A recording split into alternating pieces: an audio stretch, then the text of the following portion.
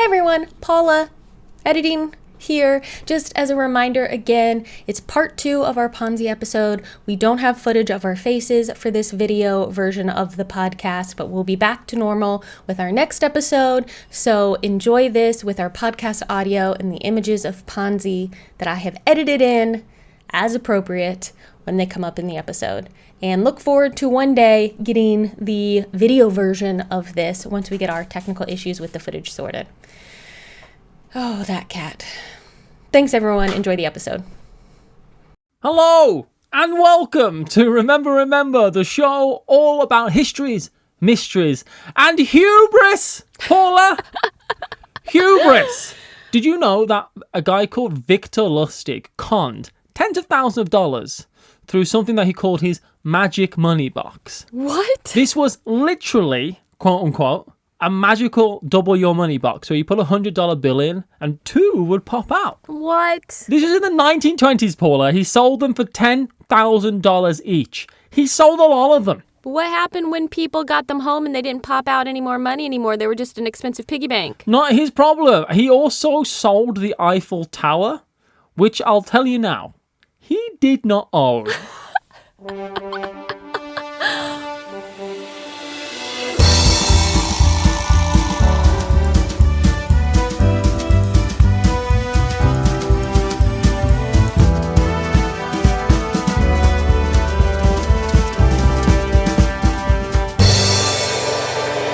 This is part 2 of the Charles Ponzi story. So if you've not heard the first one, I recommend going back and listening to that, or perhaps you're the kind of wild, rebellious hero to whom context doesn't matter.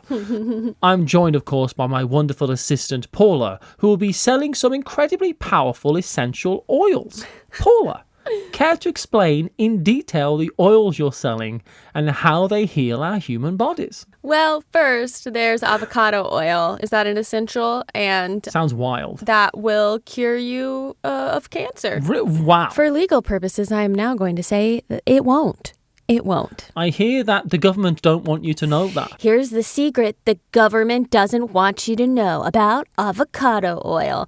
Avocado is definitely not an essential oil as well. It's just like you could cook with it, but it's fine. I'll tell you now, Paula, in no context of the word or possibility of the use has avocado ever been essential to almost anyone. You're crazy. They're gross. When I gave up dairy at one point in my life, avocado was essential for me to feel like some semblance of almost like I was eating cheese. They're gross and they're slimy and I don't like them and they're too expensive. So, we found last week how Ponzi built his empire using postal return coupons that he intended to buy abroad. He did intend to do this for cheap and then sell in the US for a massive profit. Is the word intended like foreshadowing of some sort? Who could say?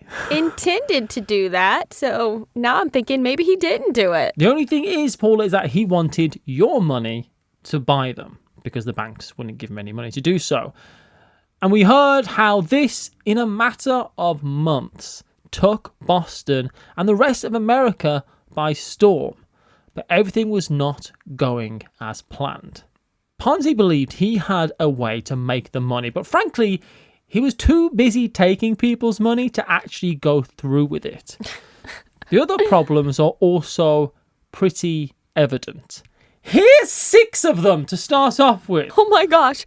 The first 6 problems. Let's go. Firstly, there weren't enough of these postal coupons in existence to use the way Ponzi wanted.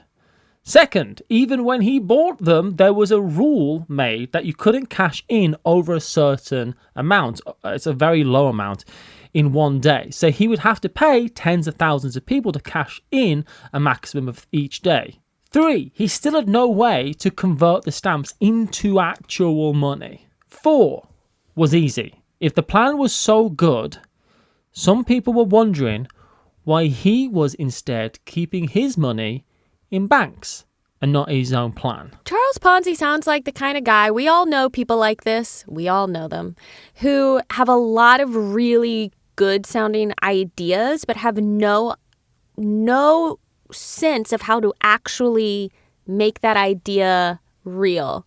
like all of the steps that go into executing that idea. They're just like, I don't know. Because I feel like he went into this without truly going, you know what? How would I actually execute this brilliant scheme? Oh, I can't. It's not possible. It doesn't work that way. Maybe I should just get a job. It sounds a little bit like he was lying to himself, hiding the facts from himself, maybe, if we're going to be kind, I suppose. 5. Oh, we hadn't even gotten to 6 yet. Oh, my goodness. He was in this position that I mentioned at the start of the last show, that every dollar that came in was essentially $1.50 worth of debt. Essentially, he was accruing this money, but he owed all the money and half extra back out. So the more money that came in, the deeper the hole he was digging was becoming. It just doesn't sound sustainable, does it? It's not. It's about as sustainable as your precious, precious avocado oil. It's so essential. I need it. And problem number 6. On top of all that, just the most basic of economy students. Hell, I worked this out. He's offering exponential interest. Yeah. If you just keep $100 in, let's call it a Ponzi scheme. At the end of the year, you would be owed $2,562. That's a great return on my investment. If you were to keep the money in the whole time, he was having people withdraw their money after a certain amount. But say that you had the money in the whole year. Each time you get the money out, you put it straight back in. At the end of a whole year, you'd have got $2,562 if you reinvested. That's just not cashing out. And that's a lot. Yeah. But it's not all the money in the world, Paula. Only every human in the world put that $100 in. It becomes more money than is in human existence in an incredibly short amount of time. After 2 years, Paula, I told you I did maths, and I spent a while doing this. You did tell me that you did math. After 2 years, rounded up, that's $149,000. After 2 years? I mean, yeah, I'll put $100 into that. Let's go. That's on a $100 investment that you reinvest every 45 days at 50% interest. In 2 years, that compounds to $149,000. Only, of course, it wasn't going to last 2 years. Only really 8 months. Ponzi. To start with, he bought in about $2,000 a month to this scheme. In July, he brought in $2.5 million into the scheme. That's 35-ish million in today's money. Everyone was going wild for Ponzi. Without thinking through, like, how does this actually work? And he's going, I have so much money. Yeah. But now he's in debt like $1 billion. I have anxiety. Yeah, I would have anxiety too. And meanwhile, he's being noticed by a lot of different people. Firstly, Joseph Daniels, the furniture salesman from the first episode. He wants in on the action and sues him, claiming that as his loan of the furniture helped start the business, that he was owed 50%. That's not how that works, sir. It's not how that works. And this ties thousands of dollars up in the banks. And in the end, Ponzi pays him off with 50 grand. Which, I mean, like all these numbers, $50,000 in 1910 is 1.6 million, by the way, in today's books. What? I'll say it. That furniture guy's an asshole. Look, not that Ponzi was doing good things, but okay, dude, none of that is your money. You don't, just because you sell someone furniture on a loan doesn't mean you are owed anything that came from the office that furniture was in. You're crazy. I'm incensed. And if you'd like to buy some incense sticks, I have some wonderful incense sticks that really do help with essential oils because they're infused. They have the essential scent of avocado. Wonderful. It really helps cure what ails you. People as well started undercutting him left, right, and centre, offering almost the same deal, but he couldn't do anything about it, even though he knew they were frauds, because deep down, even with his postage coupon plan to back things up, he knew he was a fraud. There's a whole saga with Ponzi attempting to take over some banks as well. Mm-hmm. the banks weren't very kind to him, so he was kind of thinking, you know what? I'll have my own bank. Banks were much smaller local affairs at the time, and some still are. In America, for instance, I know that this is the case. My friend in Nashville used a bank, and there's like 2 locations, which is just not really a thing here. We have some building societies that might be like that. The bank that I used when I lived in North Carolina was a regional bank. So when I moved to California, I had to switch. I actually switched right before I moved to a national bank, so that would be easier for me to move my money. But that's this is a different episode and not really something we may ever get into on this podcast, but it's kind of an issue with banking. Banks all seem like Ponzi schemes to me. They're using my money for shit. Well, Ponzi's going to use the banks against themselves later on. Essentially, he wants to own his own bank. He does this kind of through blackmail, in a way, with a bank called the Hanover Trust. This is the bank that didn't give him the loan that he wanted to start this whole Ponzi scheme off. This is his Pretty Woman moment. He essentially puts more money into the bank than anyone else by a long shot. Then, when they had invested the money, so they no longer had the money, he threatens to simply withdraw all of his money at once. And as they don't have the money to pay him, it being invested in the world of investment. Because, they're borrowing from Ponzi to pay Hanover. This essentially would make the bank insolvent. No one else would be able to get the money out. They would have to stop functioning. But to stop him from doing this, he wanted enough shares in the bank to become the majority shareholder, thus essentially making him the new owner of the bank in a sort. But a guy called Richard Grossier was going to bring it all down. He was the editor of the Washington Post.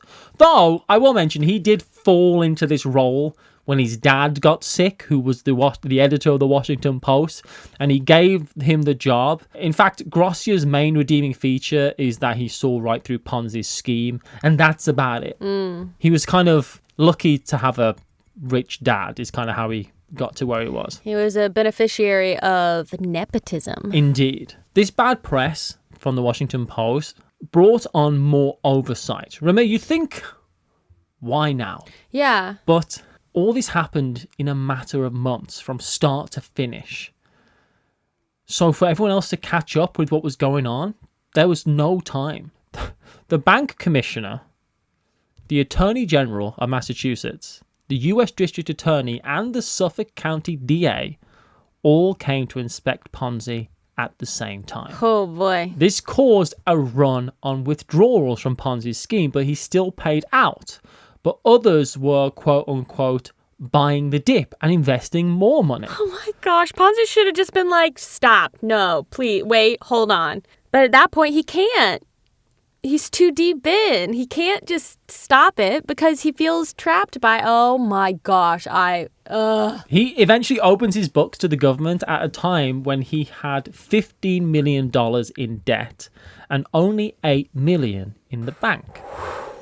By his calculations, he needed to prove that he had $3 million extra dollars to make it past the audit.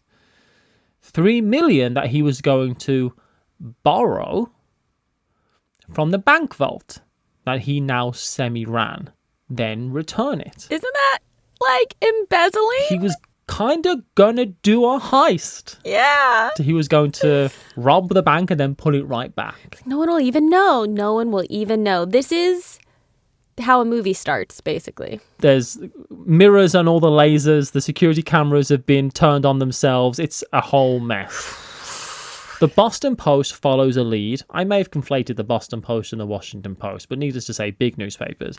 They follow this lead that they found, and they published that Ponzi spent time in that Canadian jail a long time ago for forging that check, which we spoke about in the first episode, which made a headline of "Jailed for Fraud" hit the press. Ooh. Ponzi's publicist turns against him and sells his story for $6,000, telling the press that Ponzi was insolvent and he was to stop issuing notes, which meant people all but rioted outside his different offices. You have to remember, Ponzi had opened up offices all over the place. This was like franchises popping up everywhere because you couldn't get enough people in one place to service all the orders. That's how many people were investing. Wow. Everyone's trying to get hold of their money. And when it came time to get that 3 million semi-bank heist money, he found that the bank had been seized by the regulators and the vaults were shut. Ooh, it's all crumbling. It's crumbling around him like the fruit rotting off the vine of his in-laws' farm. Avocado farm. Some callbacks. Callback to the first episode. If you haven't listened to part 1 and you're like, what the heck? Just stop now. Go back and listen. There's a fruit shop that gets mentioned. Enjoy this great callback joke. There's lots of different stories that surround this. Things such as people were going to cash out with fake certificates of ownership of these Ponzi schemes, and they knew that they were fake, but to stop there being panic, he was paying out on even though he knew they were fake. So the fraudsters are frauding the fraud. And he's just like, I'll just go with it. I just have to. The thing that seems clear to me is that at every step along the way, he is not truly in control of any of this. I feel like he's like, well, I have to do this payout. Well, I have to get this money. Well, I have to do this. I can't just stop. The whole thing screams of desperation. Yeah. I know what that's like. Ugh. With this, Ponzi turns himself into the police. He doesn't turn into the police. He turns himself into... I've realized the way I've worded that makes it sound like he magically turned himself into a police officer. He didn't do that. He hands himself in. Wow. And these charges begin to stack up. So he doesn't run off. He's like, all right, I can't. What am I supposed to do? Here you go. He never runs. He says, look, you got me. He gets 5 years for federal crimes. He really hadn't taken that much money. About $25,000 once his assets have been sold off, which is almost $500,000 today. But more charges come while he's in jail. In 1922, he had to represent himself in court because he had no money for a lawyer. But he's got the gift of the gab. If there's one thing Ponzi's really good at, it's convincing people of things. He's a con man. He's charming. He gets off on all these extra charges. Sorry, what is his wife doing all this time? Are they still together? Yeah, standing by him. Wow. He serves 4 years, but straight away, once he's released, ends up back in court again for a third time, where he represents himself, and it doesn't go quite as well because he's found guilty and gets another 7 years for common charges of being a thief.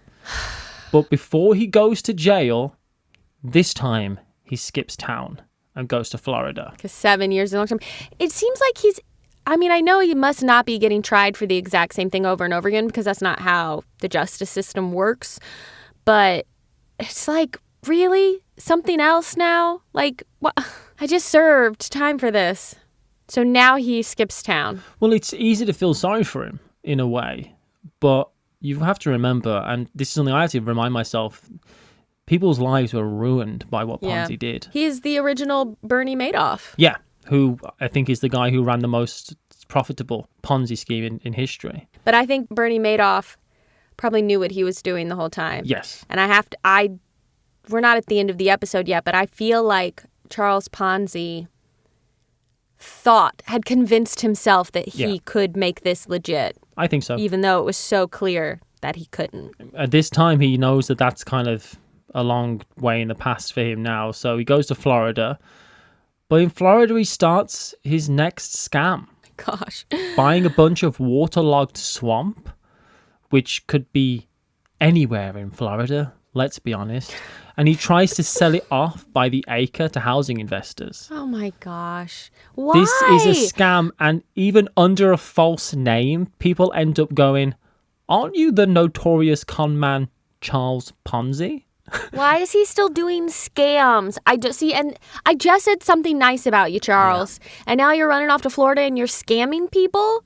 Now I got to take it all back. This results in him getting charged to a jail sentence again, but he fakes his own suicide and flees the country on a boat. Only, God love him, he can't keep his mouth shut. And before they leave America, he's already outed himself as the Charles Ponzi, and he gets arrested at the boat docks in New Orleans. I just don't think he thinks very far ahead. I think he gets an idea and he immediately acts on it without thinking ahead to step 4, 5, and 6. Do you know what I mean? That seems to be clear because he has an idea, he does the thing, and then he immediately does something that messes it up. Like, he doesn't seem to spend much time thinking about future Charles Ponzi. Yeah, he's thinking about right now Charles Ponzi. I think he's thinking about right now Charles Ponzi and the past Ponzi family a lot of the time. In 1934, he finally gets released from jail. He gets deported to Italy, falls in with the government who send him off to Brazil for work, which all falls through due to World War II. I will say that at this point, his undying love for Rose is still completely strong, and though they are separated, they do keep in contact through letters, and he never remarries. I don't think she ever remarries either. They truly loved each other, which is the saddest thing because they could have had such a good life just doing something. He definitely had the ability to do something. If he had just like chilled out and been a little more, I don't want to say less ambitious, but less ambitious. If he had just been able to accept something a bit more normal. Well, I can appreciate wanting something great for yourself, but... Yeah, but you have to take your own definition of what is great. And his definition of what is great ruined his life and her life instead of being able to have a more healthy definition of what a great life could be. Especially as it wasn't what Rose wanted. Yeah. His last scheme is to sell shares in a memoir of his life, but interest is gone and it doesn't take off. And at the age of 66, he dies in Brazil with nothing but his undying love for Rose, who he's not seen since he was deported, a handful of cash, and a whole life of robbing Peter to pay Paul. I mean, yeah, I guess robbing Peter to pay Paul is the exact thing we're talking about. What do I need right now? I will worry about how to sort that out, how I'm going to pay it back later. It's literally what that whole system is. To end on a more fun note, I did find another really great story whilst researching this. Okay. I looked into a bunch of different con men as well as lots of different fraudsters and stuff, and one of my favorites was a guy called Gregor MacGregor. What a name. Is that his real name? No, I think that was his real name. His fake name comes up in just a minute. Oh my gosh, Mom and Dad, come on. In the 1800s, while tycoons were all working out great ways to invest their money, he had this fantastic idea. The Spanish Empire had fallen, which made way for a bunch of newly independent countries in Middle and South America, all looking for investors. Gregor MacGregor comes onto the scene in the 1820s, and on the tail end of what had been a very rough time for Europe after the Napoleonic Wars. Only, of course, he wasn't Gregor MacGregor. Oh no. He was His Serene Highness Gregor I, Sovereign Prince of the State of Poyas and its dependencies, and Cacique of the Poya Nation. Is this a real place or he made that up? Poyas. I mean, with a Scottish accent, and I'm imagining Scottish complexion, how people fell for this is just beyond me. But they sure did, and he convinced investors to put their money into Poyas government bonds that offered to yield fantastic returns. Matthew, prior to the internet, it was a more innocent time. I was thinking this while I researched this bit. This could have been really nipped in the bud if someone had Google, I tell you. Yeah, they just look it up. But there's no, if you're not connected to the whole world, you don't know that there's not a place called this that people who look like that aren't from. Do you know? Like, you don't know. Lots of these independent new kind of countries were really popping up. And MacGregor had been fighting in the Venezuelan War of Independence, where he did honestly pretty well. After that, he heads to the Mosquito Coast, which is today the eastern coast of Nicaragua and the southern part of Honduras. He apparently plies the landowner there, King Frederick Augustus, who just happens to own massive amount of acreage in this area. So he's kind of dubbed it a country in a way. It's not a country, but he dubs it a country. Gets him drunk, liquors him up, and convinces him to sign over some of the land to him. And I'll tell you now, this wasn't great real estate. It was swampy, malaria-filled, and generally unpleasant. I mean, you know, it is called the Mosquito Coast. I think it's actually named after a group of people. And I think mosquito was like a slang word that kind of sounded like their name. So it's kind of like an unpleasant kind of name for it as well. Interesting. Okay. He heads to London, telling everyone that he'd been made a prince of this land. Prince of Poyas, which he described as 12,500 square miles of stunning paradise near the Bay of Honduras. A rich land full of natural resources, exotic fruit, and perfect for agriculture and mining alike. And he wants you to invest as he starts selling it off.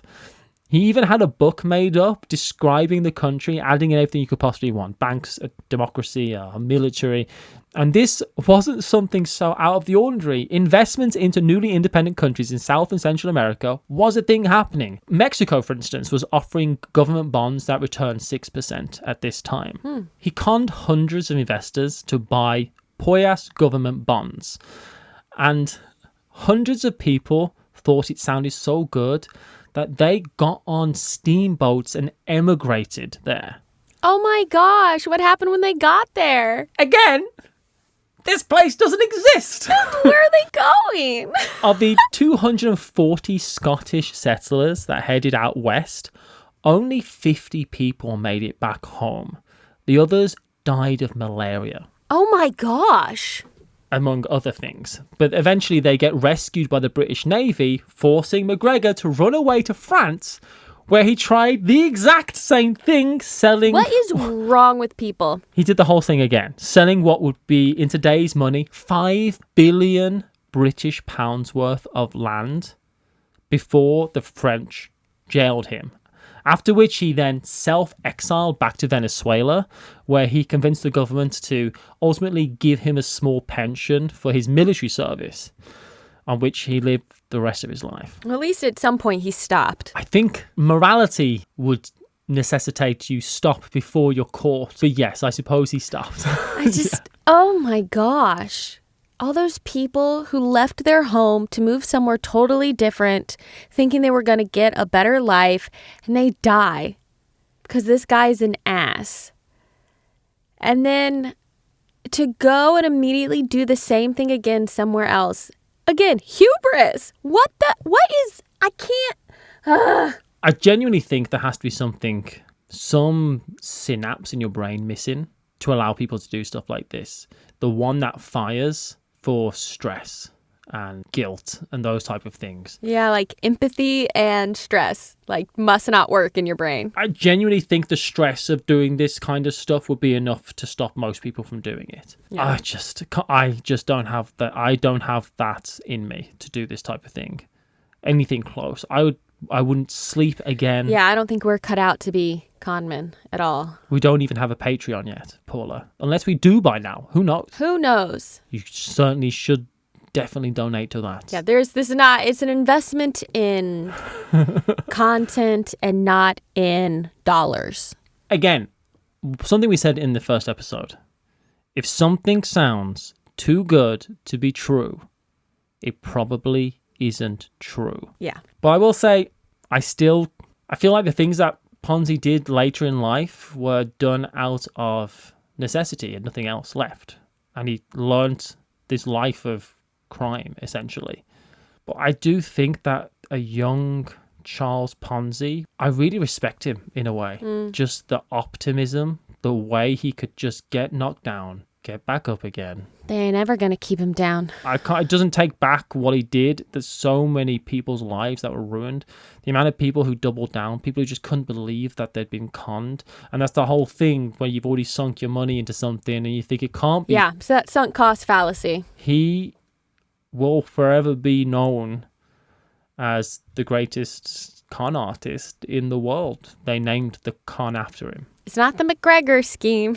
The MacGregor scheme is to go to Latin America and make up a fake country, trick people into moving there, and then abandon them. Boy, do I have an opportunity of a lifetime for you, though. Something essential that you definitely need. And it's this podcast. Are you subscribed to it in your podcatcher of choice? You should be. Have you left us a rating or a review? That would be so incredibly helpful as we try to grow this brand new baby show. Today's episode was researched and hosted by Matthew Jude. And of course, I joined him, and my name is Paula Dimming. Thank you so much for listening. You can find us on social media. On Twitter, we are at RememberCast, and on Instagram, we are at RememberPod. That's right, it's different. Get over it. Different everywhere. Why did we do that? Maybe we should change it, but that's what it is right now. If you have a fun story of something that happened in the history of your family or your life, something interesting, intriguing, mysterious that you think would be fun for us to talk about, we would love to know about it. Send us an email over at remembershow@gmail.com or send us your episode suggestions, your feedback, anything you'd like. We'd love to hear from you. Is your hometown covering up a scandal? Let us know about that. Did something happen? Is there a joint secret about a murder? Come on, now's the time to clear your conscience. Let us make content about it. Let us profit off of your scandal. Thank you so much for listening. We really appreciate you, and we'll see you next time. Bye. Bye.